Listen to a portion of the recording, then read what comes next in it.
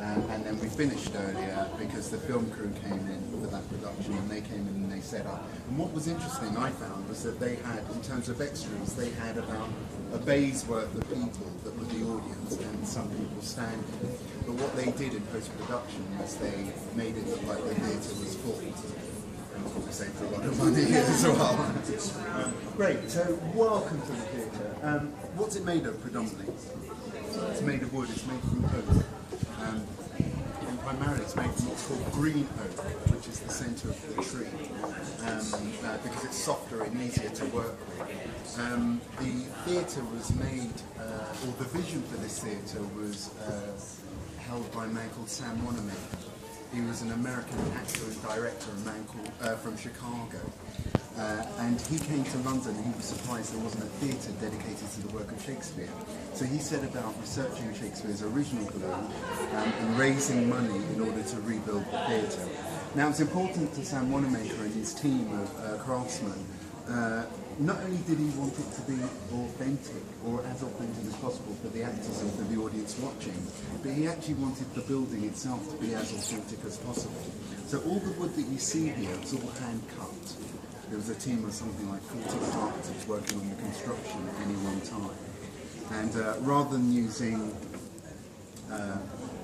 modern tools, electric tools and things like that, no, what they did was they researched the original Elizabethan tools, made those by hand, and then used those to cut and to build the construction.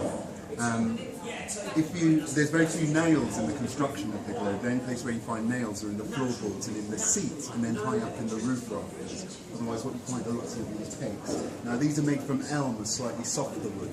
And what they did was carve thousands of them to knock them into place to form, if you like, this construction kit type thing. And then they, oh, wonderful, thank you. And then they used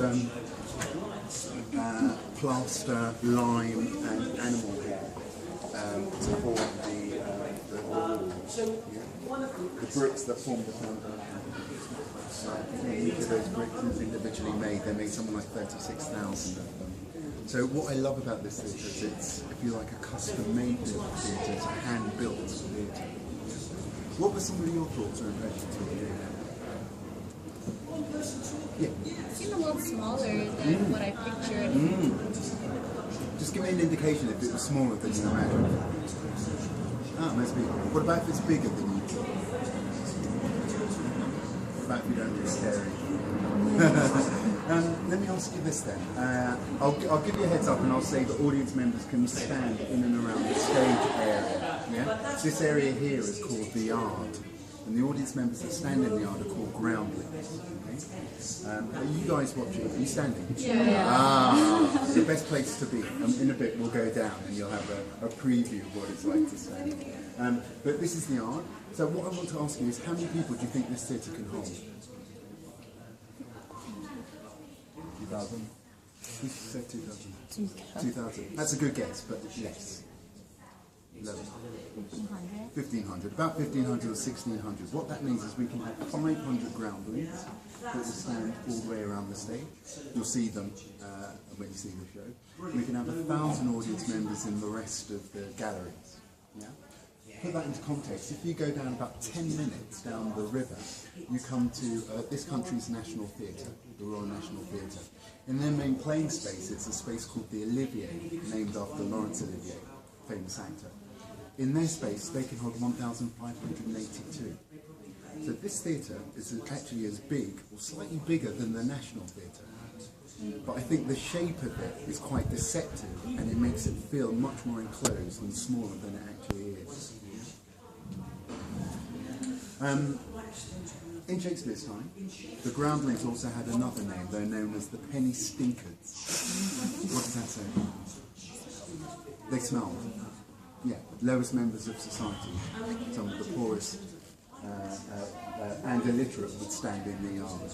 Sometimes it's thought we've got a relatively clean concrete floor. In Shakespeare's time, that would have been mud and earth, so it would have been really dirty. And sometimes some of the groundlings, if they wanted to, they'd come to the edge of the gallery and relieve themselves at the edge here. I'm pleased to tell you we're not that authentic anymore. We have very modern conveniences. It cost about a penny to stand in the yard in Shakespeare's time. To sit where you are now is another penny, 2 pennies. It sort of cost about 3 or 4 pence to sit higher up. Yeah. Great. Any other thoughts? Any other thoughts or questions? What's the main and obvious difference between this theatre and most other theatres you might go to? Outdoor, no roof. Why? You need sunlight? You need sunlight? You do need the sunlight. No electricity in Shakespeare's time. With that in mind, they would perform in the daytime, usually about 2 o'clock. They'd ring a bell, raise a flag, that would tell everyone in London the play was about to begin, so they could then make their way across in the theatre. Today we perform that matinee show at 2, but we also perform the evening show at 7:30. And if you have a look underneath the gallery, you can see those lamps there. You can see the sunlight, and so you see the lamps. So they'll come on in the evening. We don't use lighting for special effects, and the actors don't use microphones either.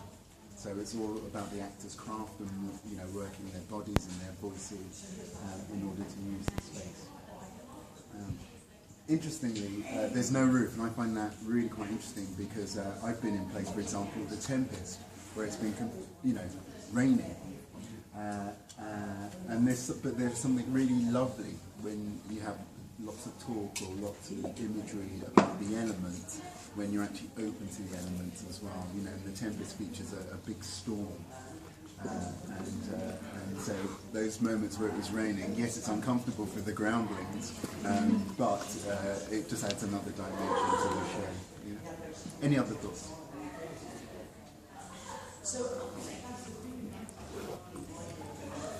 Any other thoughts? Anything you want to know about performing here, or? Is it year round? You do shows in the winter? So that's a very good question. No, we don't. Our season usually runs from about April to about late September, maybe early October. Otherwise it's too cold and it's too wet. But we have, on this site, we are just about to open an indoor Jacobean theatre. Because we know in Shakespeare's time that actually during the winter season they wouldn't play here at the Globe, but they'd go to Middle Temple, they'd go to different places, indoor theatres, the Blackfriars, to perform. We're just about to open an indoor theatre, which means that we can perform all year round, and we can extend the repertoire of the material every year. So that's very exciting. Shakespeare came to London in about 1590 and became very popular. He had a share in the Globe Theatre with the actors, and also he had the patronage of James I, who'd come from Scotland. So the Globe Company were known as the King's Men, which is probably the highest honour that could be afforded to an acting company. We know that having a share in the Globe, Shakespeare was very successful and became quite rich, was able to retire back to Stratford-upon-Avon and buy a big house. So he did very well out of the Globe. Any other thoughts? Yeah. How hard was it to become an actor in Shakespeare here for the Globe? How hard was it? Yeah. Ooh, that's a very good question. I'm not very sure, to be honest with you. The structures that we have today, I don't think would have existed in the same way, i.e. drama school, casting agents and things like that. What I do know is that the role of actor, even though the Globe was hugely popular and everyone came to the theatre, actors were not highly looked upon.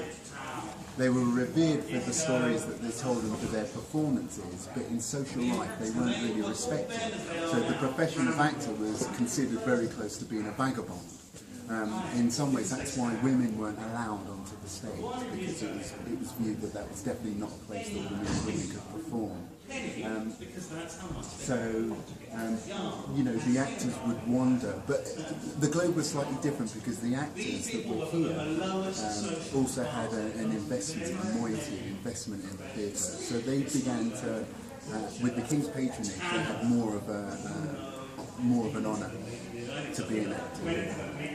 Does that partly answer your question? I know, Yeah. How about modern times? Yeah, in one contemporary time. Yeah. How difficult is it To become an actor. specifically this theatre? Yes. Or, very difficult. As the acting profession is difficult, and this theatre, like any other, the directors will come in and they'll hold audition, and you know they'll select anything up to maybe 100 people they want to look at for a play, maybe even more, to get specific parts. But there's a lot of competition in London and the UK to work in all the theatres, and this is quite a prestigious theatre, along with the National, the Royal Shakespeare Company, and a number of other theatres around the country. So, I mean, it is difficult, but then if you know a director, or if you worked with a director, then there's a good chance if they get to work here, they'll at least have a look at you. Yeah. Is there a specific reason why it was decorated here? It's gold and those paintings? Ah, great, yeah. Great question. So, actually, let's go and have a look. Let's go and have a look now.